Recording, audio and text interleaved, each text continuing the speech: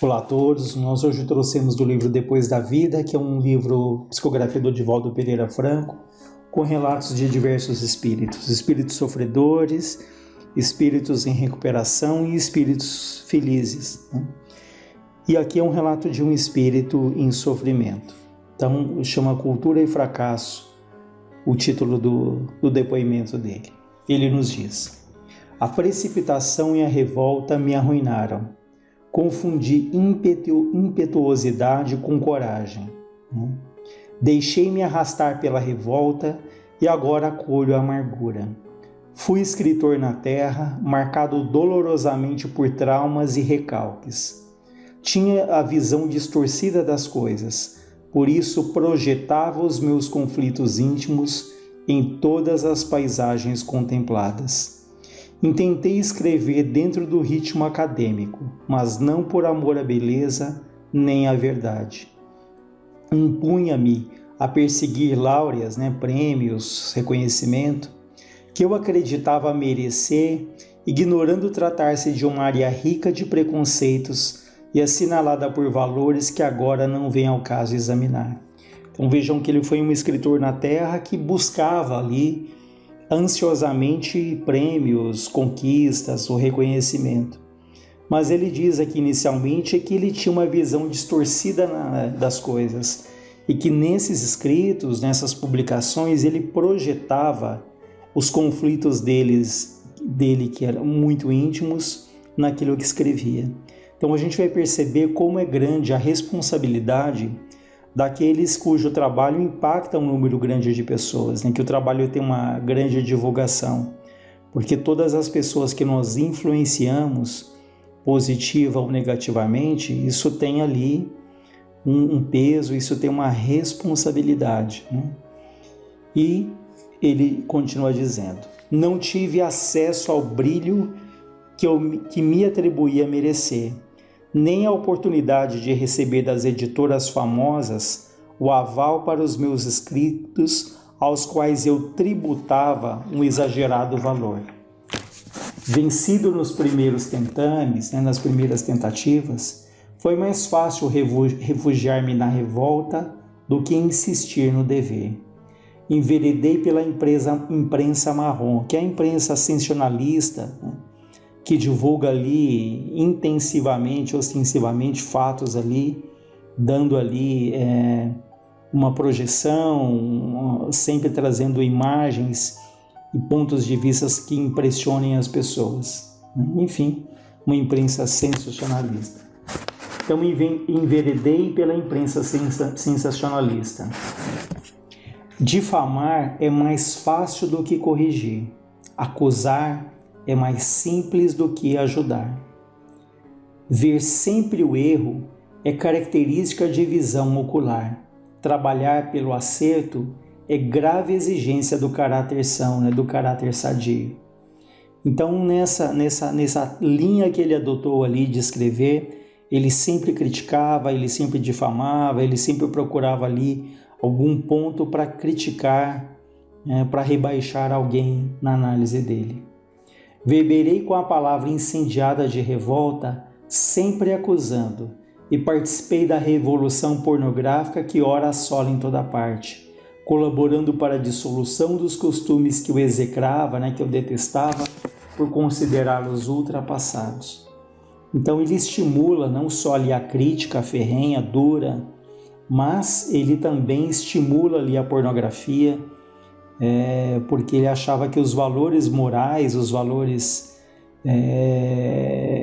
tradicionais, eles já estavam ali ultrapassados. Consegui o destaque desejado, fiz-me temido, mas não respeitado. Tornei-me lido e vivi ultrajado em mim mesmo. Consegui dinheiro e fui odiado. Espezinhei quem surgiu no meu caminho tentando sombrear-me ou criar obstáculo ao avanço. Usei a pena como lâmina, sempre para cortar e destruir, nunca para retificar. Aqui a pena no sentido de usar ali o escrito, usar a caneta, usar, enfim, a palavra, sempre para cortar e destruir, mas nunca para construir, nunca para retificar. As dissipações, aqui dissipações no sentido de desregramentos, as dissipações divulgadas envolveram-me no caos de mim mesmo, que eu reconhecia abjeto.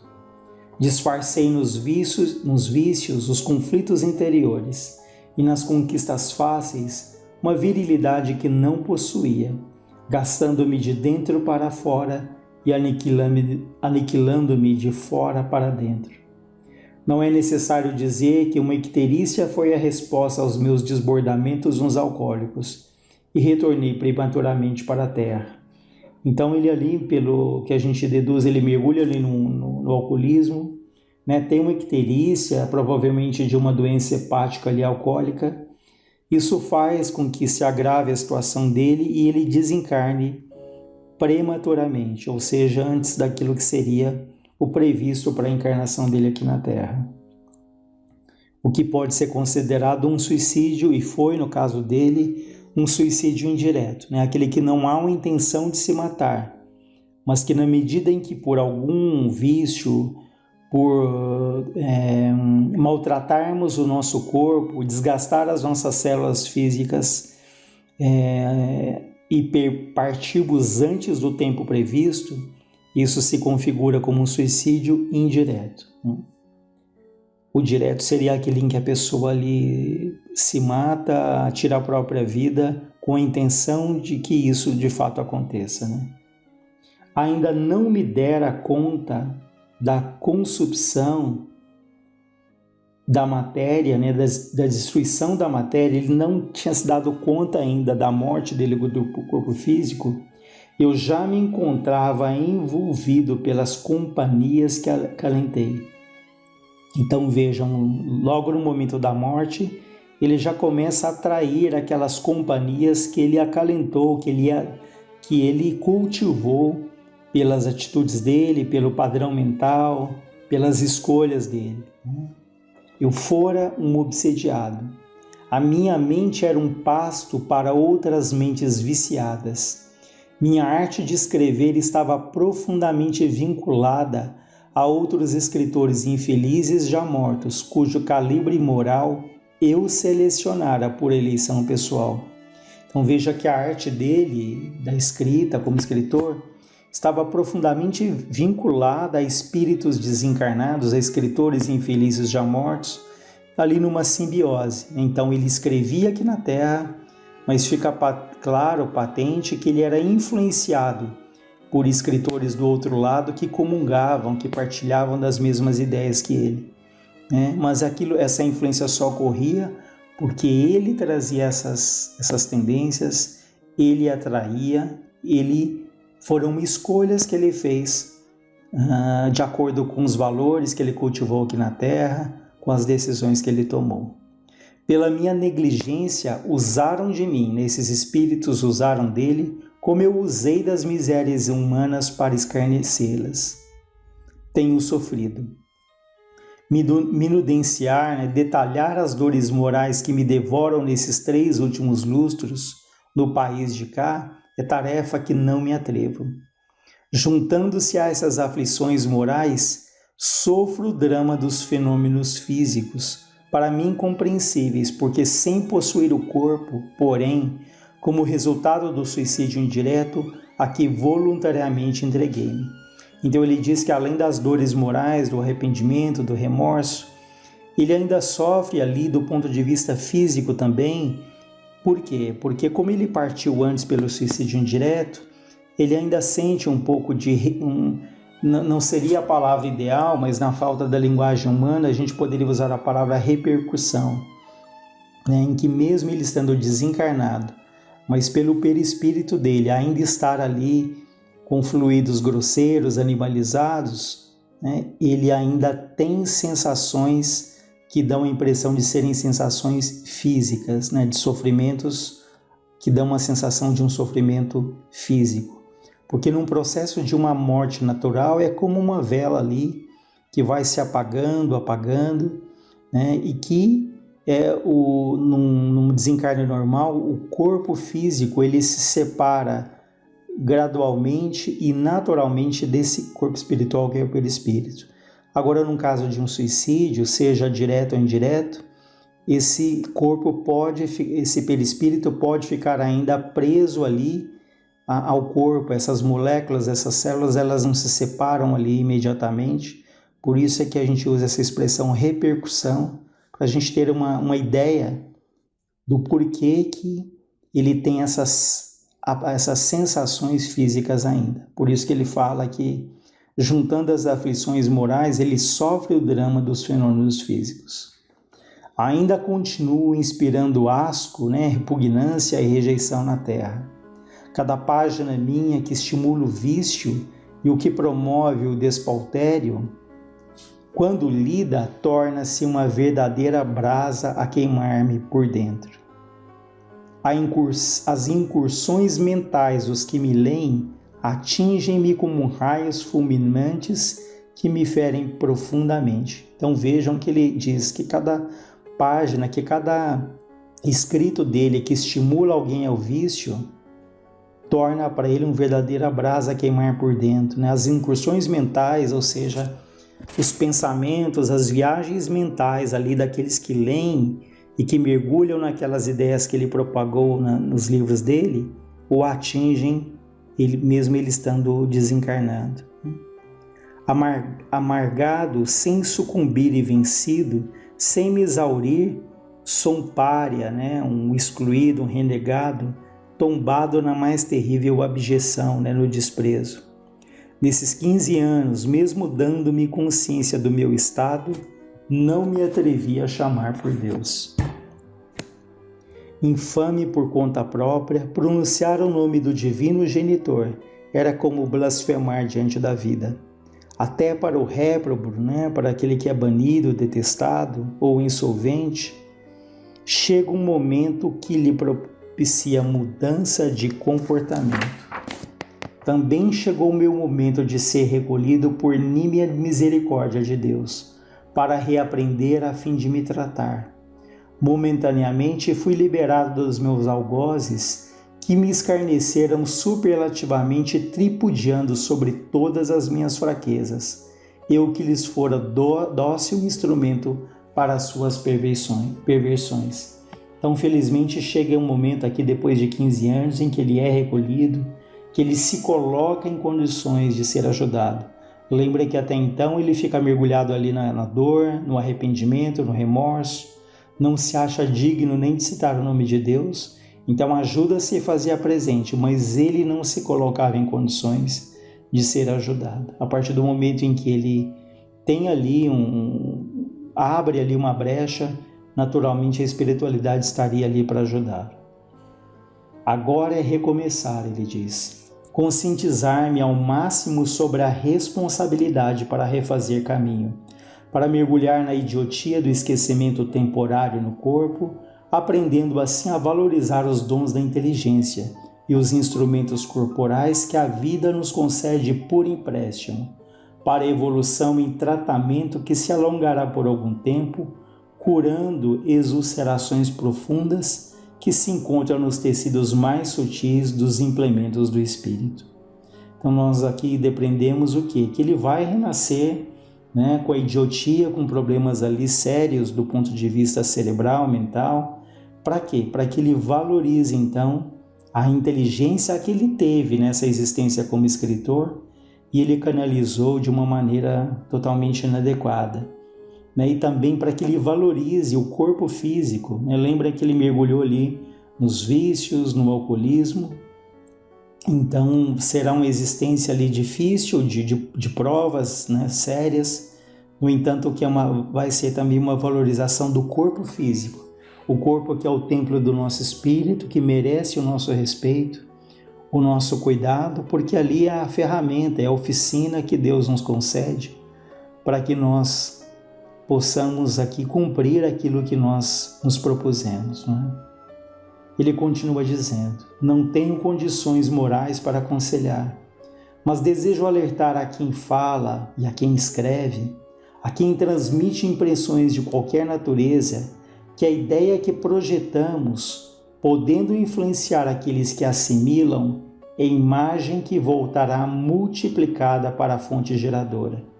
Então ele nos alerta, aquele que fala, aquele que escreve, aquele que transmite influências e impressões, e todos nós, né, em maior ou menor grau, nós influenciamos pessoas todos os dias, sejam os familiares, no nosso ambiente de trabalho, no ambiente de estudo, enfim. A nossa vida diariamente nós influenciamos pessoas e somos influenciados. Então ele fala que aquela ideia que nós projetamos, a palavra que nós emitimos, elas podem influenciar, e aqueles que assimilam, né, recebem esse influxo, esse impacto, e aquilo que nós projetamos retorna a nós de maneira multiplicada. Então, se nós difundimos o bem, se nós pensamos no bem, se nós levamos o bem retorna a nós. Da mesma maneira, se da nossa boca saem a fofoca, a maledicência, a ironia, a acusação, então isso igualmente volta para nós multiplicado. Daí ele nos alerta sobre a responsabilidade de quais as influências que nós carregamos, que nós transmitimos àqueles que encontramos no caminho da vida. A mente pode ser comparada a uma chapa de alta sensibilidade fotográfica, que registra todas as impressões interiores e fotocopia todas as expressões que lhe são arrojadas de fora. Impressos nos painéis do mundo interior, os clichês se repetirão automaticamente, até que registros mais poderosos os eliminem, o que sempre ocorre pela dor, deixando o campo de alta sensibilidade predisposto para futuras impressões.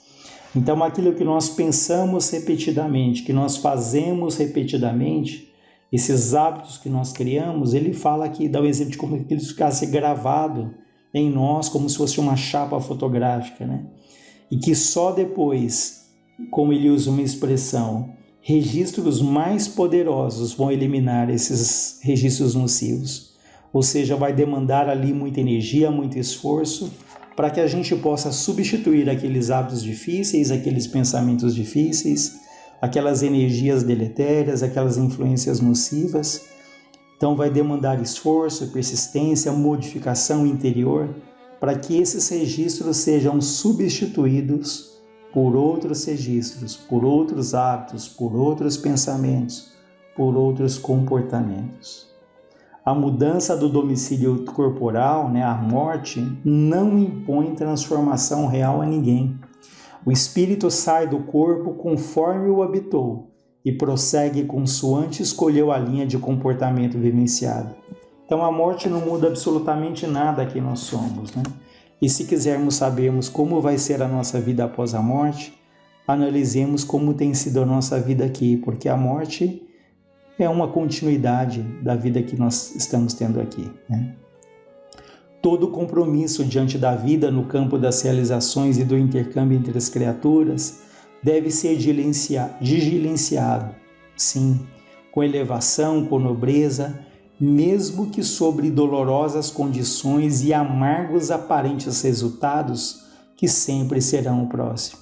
Então tenhamos ali sempre o cuidado, sempre a nobreza de conduta, de sentimento, mesmo que dolorosas situações nos ocorram e, como ele fala, aparentes amargos resultados, que aquilo que para nós, do ponto de vista humano, parece ser um fracasso, quantas vezes aquelas dores, aquelas decepções ou esses aparentemente fracassos são momentos extremamente importantes para o nosso espírito, que nos levam ali a repensar, nos levam a sermos um pouco menos orgulhosos, na tentativa de sermos um pouco mais humildes.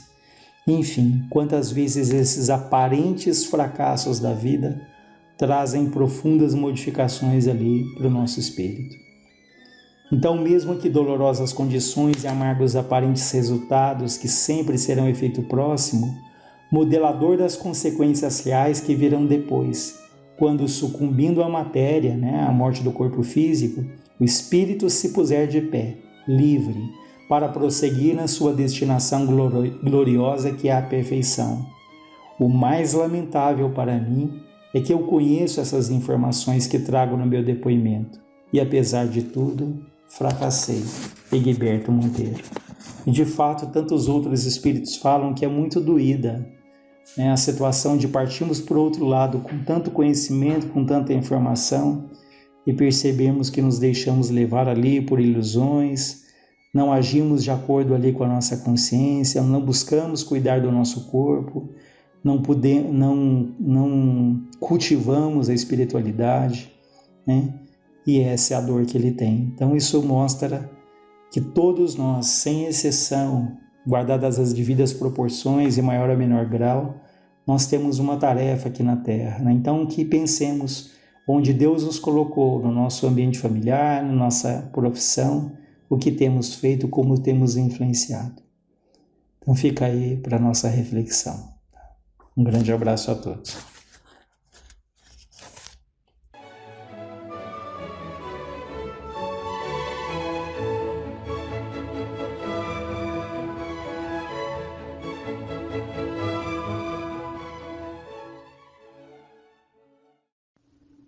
Boa noite a todos. Mais um encontro, então, nesta semana, novamente juntos, e vamos retomar o ponto em que paramos a semana passada, em que havia um diálogo de Eurípides, do Dr. Eurípides, com um espírito muito revoltado, aquele que tinha sido queimado vivo, né, perseguido ali pela Inquisição, por ser judeu, por ser anão, portanto considerado um demônio, e foi então incendiado vivo, queimado vivo e de parte muito, muito revoltado. Então, é justamente nesse ponto que nós estamos, vamos dando continuidade, aí vamos nos recordando de como tudo se deu. Então, no silêncio que se fez natural, o nobre Eurípides falou-lhe com afabilidade. A sua história, igual a de muitos outros irmãos nossos, comove-me às lágrimas. Também trago no coração as flechas dos males que pratiquei contra mim mesmo. No entanto, o sublime medicamento para a dor tão profunda é o perdão. Os irmãos acusados não são mais os mesmos, porquanto, na fileira dos anos do passado, retornaram mais de uma vez a aprender as lições sublimes do amor e da fraternidade. Ficaram no passado aqueles dias hórridos de barbárie e alucinação. Atualmente, o irmão Gracindo está tentando apagar as marcas do crime de ontem, consolando as lágrimas de quem hoje chora. A sua esposa, ainda enferma dos sentimentos, necessita de compaixão, a fim de ter forças para a recuperação necessária. Somente Deus sabe as razões do seu sofrimento naquela ocasião. Há uma causa anterior que lhe trouxe como consequência as dores da forma humana e os padecimentos propostos pela ignorância das criaturas naquela época, há mais de 300 anos. Então, o que o Eurípides está colocando aqui é que, primeiro ponto, a esposa de Gracindo ainda se mantinha enferma. É interessante como cada um reage nas encarnações, cada um tem um aproveitamento. Depois desse erro tão cruel cometido pelo casal, Gracindo retorna em outras encarnações e já se encontra numa condição de reajuste, né? Ele já está trabalhando no bem, tentando reajustar-se perante a lei. No entanto, a sua esposa ainda está em atraso. Então depende de cada um de nós o ritmo que nós vamos imprimindo com o sofrimento, com as experiências, vamos dando um ritmo às nossas vidas, que pode ser um ritmo de progresso ou não, né?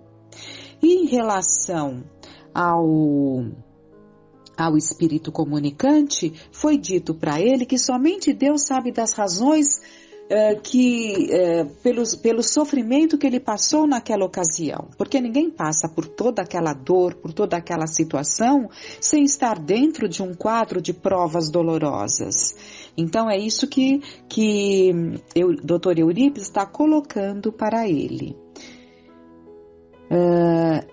E o Dr. Eurípides continua: os seus algozes estão em despertamento para o bem, especialmente o esposo que administra esse lar escola de muitas vidas. Milhares de existências que estariam estioladas ao sol do abandono, na tragédia das ruas, nos escusos caminhos dos crimes, na loucura e tombariam fatalmente no suicídio. Conceda-lhes o favor da compaixão e mais tarde a bênção do perdão, que também iluminará o seu caminho, auxiliando-lhe na ascensão espiritual. Então, é o perdão. Nós vamos perceber que, resumindo tudo, o que nós precisamos é aprender a perdoar, começando com o sentimento de compaixão, que é o que ele pede, que ele tenha compaixão, para mais tarde conseguir perdoar. Recorde-se de Jesus, até hoje perseguido. Parecendo recuperar a sua crueldade inicial, reagiu: não me fale esse nome fatídico, que foi a causa da minha e da desgraça de milhares de vítimas. Odeio-o e considero quase tudo que dele se diz uma farsa. Como poderei acreditar que veio libertar Israel do destino inglório da escravidão a Roma, como sucedera com outros povos antes, e não foi capaz de libertar-se a si mesmo? A sua convivência era com os depravados, os criminosos e viciados, em detrimento do que se legislava no templo dedicado a Salomão e se cultuava nos estudos dos profetas e da lei antiga. Caso ele tivesse vindo com alguma tarefa de honra para Israel, ele traiu Jeová e o seu povo.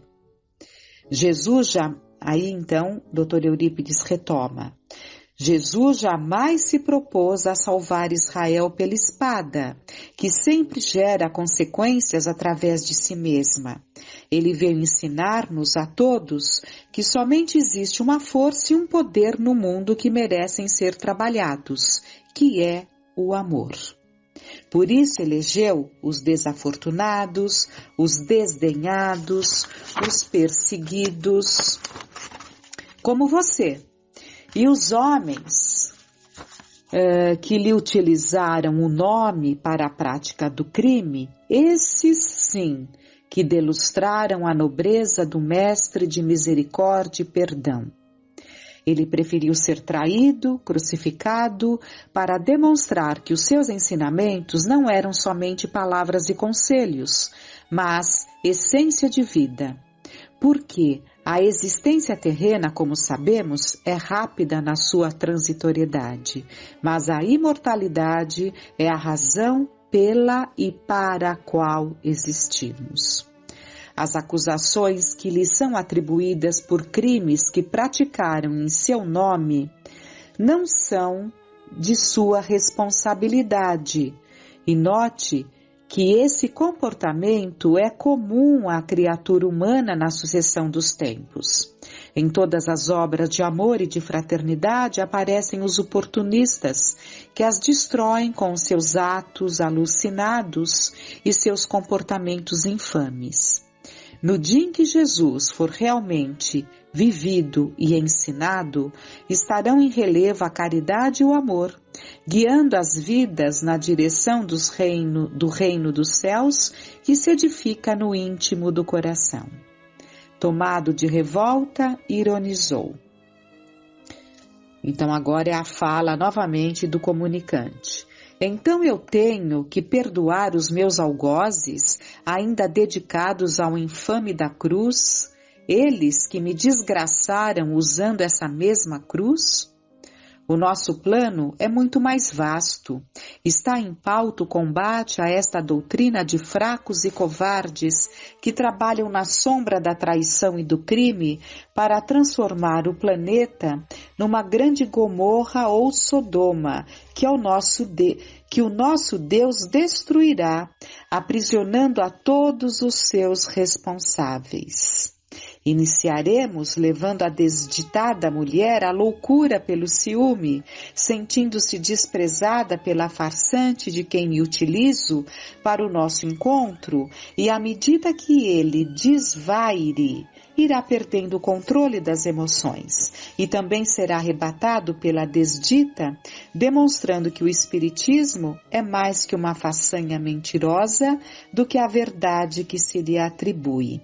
Então, aqui ele coloca o plano, o plano de luta contra o nosso mestre Nazareno, transformando todo o planeta numa grande Gomorra ou Sodoma, esse é o plano, E para alcançar esse casal, nós podemos pensar, é apenas um casal, mas esse marido, o Gracindo, ele tem ali um trabalho dentro da casa em que ele moureja. Ele tem um trabalho ligado a muitas pessoas que confiam nele, um trabalho que alcança muitos. Então, alcançando esse pilar, um dos pilares desta casa, alcançaria muitos outros. Então, esse é o propósito. Como não conseguiam atingir a ele, estavam indo pela esposa, muito mais desavisada. Então, para que ele perdesse o controle das emoções, e com isso, então, acabasse caindo nessas armadilhas. Teremos o prazer, continua ele, de produzir escândalos sucessivos, depois com o rebanho de outros que estão cuidando, então há outros no trabalho, ele está dizendo que é um trabalho muito grande, então há outros nesse trabalho, e o desequilíbrio do grupo, então vamos retomar. Teremos o prazer de produzir escândalos sucessivos, depois com o rebanho de outros que estão cuidando, e o desequilíbrio do grupo terminará sofrendo interferência das autoridades governamentais. Então o plano é realmente um escândalo, e a esposa de Gracindo está sendo utilizada para isso. Assim, de uma pequena chama poderemos produzir um incêndio em vários pontos, porque o nosso programa de agressividade é coletivo, isto é, em diversos lugares ao mesmo tempo. Então, indo para uma desmoralização, atingiria muitos, há muitos adeptos, há muitos simpatizantes e poderia gerar ali dúvidas naqueles menos convictos. Esse é o plano. Enquanto esse probava, mudou completamente de aspecto, aquele do infeliz, porque ele estava se fazendo de um infeliz quando ele fez todo o relato da sua vida, que realmente não foi fácil, Mas esse aspecto do infeliz, da vítima, se transforma no de arrogante e triunfador, que se ufanava de estar no caminho da vitória. Sem qualquer inquietação, o amigo do educandário Esperança insistiu com o visitante. Então, o Dr. Eurípides continua. Todos percorremos caminhos mais ou menos semelhantes. O erro, em princípio, para a aprendizagem da dignidade e da compostura depois. Então, primeiro se erra, infelizmente, para se buscar ali o aprendizado da dignidade e da compostura. Deixamos cardos e pedrouços pela estrada percorrida e somos constrangidos a retornar pela mesma senda, retirando os calhaus e os empecilhos que nos ameaçam o crescimento para Deus. Esse crescimento é uma fatalidade semelhante às leis cósmicas. Nada pode modificar, porque são os alicerces universais. Então, todos nós teremos que retomar sobre os nossos passos, aqueles passos que demos no desvio do caminho planejado, porque todos temos um caminho do bem planejado para cada um de nós, ao reencarnarmos, mas todos os desvios nós teremos que retomar sobre os passos que demos nesses desvios. E o que significa isso? nessa recaminhada sobre os nossos próprios passos, nesses desvios que demos, nós estaremos novamente em contato com aqueles a quem prejudicamos, com aqueles a quem desviamos, com aqueles com os quais falhamos, e vamos nesse percurso, nos ligando a eles novamente pelas bênçãos das reencarnações, para conseguirmos nos colocar em condições de crescermos para Deus, porque sem essa retomada, torna-se esses erros, quando não reparados, tornam-se um empecilho para o nosso crescimento para Deus, ameaçando esse nosso caminho. Então, é assim que se dá. E Dr. Eurípides continua: enquanto o amor não vicejar no sentimento humano, a criatura estará mais na faixa primitiva do que na luz sublime da emoção divina. O meu irmão veio trazido para ter diminuídas as suas dores. Assim irá cooperar para que as aflições das suas vítimas atuais também sejam diluídas. Para tanto, contamos com o seu raciocínio. Permaneça aqui na instituição por alguns dias, especialmente agora que o mundo está em quarentena, recuperando-se moralmente sob o látego de uma pandemia. O látego é um chicote, de uma pandemia, que é o mecanismo das leis superiores para o equilíbrio moral do planeta. E veja, então fique aqui por uns dias e veja como são úteis e o que fazem sob a inspiração de Jesus. Então ele fala para esse comunicante ficar, para esse espírito permanecer por uns dias na instituição e ver o que agora é feito em nome de Jesus por esses a quem ele persegue. E ele coloca, o espírito: posso asseverar-lhe que, se depender de mim e de nossos amigos, todos inscritos nessa guerra de libertação, nada você conseguirá com seu Cordeiro de Deus. A frase foi exteriorizada com uma grande ironia, método normal de zombaria para perturbar a lucidez do antagonista. Procurando demonstrar o seu falso poder na comunicação, agitou a médium e ergueu-lhe os braços com os punhos cerrados, em atitude de golpear a mesa para parecer forte. A um sinal do mentor, o irmão Cláudio aproximou-se e aplicou passes dispersivos, eliminando os fluidos pesados que ele expelia em tentativa de prejudicar a aparelhagem delicada da médium. Enquanto isso, Eurípides induziu o desditoso ao sono reparador profundo, o que logo aconteceu, sendo desligado e conduzido por auxiliares nossos a uma sala contínua para nova oportunidade posteriormente.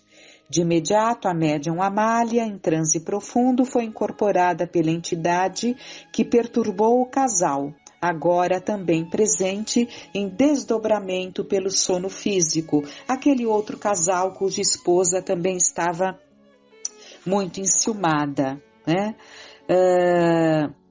Então, nós vamos agora pegar o foco do perdão nesses minutos finais. E depois damos continuidade na semana seguinte. Kardec coloca, no estudo que ele faz da prece de Jesus, o Pai Nosso, no perdoai as nossas dívidas, assim como nós perdoamos os nossos devedores, ele nos coloca: cada uma das nossas infrações às vossas leis, Senhor, é uma ofensa que vos fazemos e uma dívida contraída que cedo ou tarde teremos de pagar. Solicitamos a vossa infinita misericórdia a sua remissão, sob a promessa de empregarmos os nossos esforços em não contrair outras. Então, quando nós falamos, perdoai as nossas dívidas, assim como nós perdoamos os nossos devedores, talvez nós nem nos demos conta de que nós estamos pedindo que Deus nos perdoe, nos dando outras oportunidades, porque nós sabemos que é assim que funciona, na medida em que nós perdoarmos os nossos devedores. Então, é um contrato, né? É um ajuste que nós fazemos com Deus. Fizestes da caridade para todos nós uma lei espessa, mas caridade não consiste unicamente em assistirmos os nossos semelhantes nas suas necessidades, pois consiste ainda no esquecimento e no perdão das ofensas.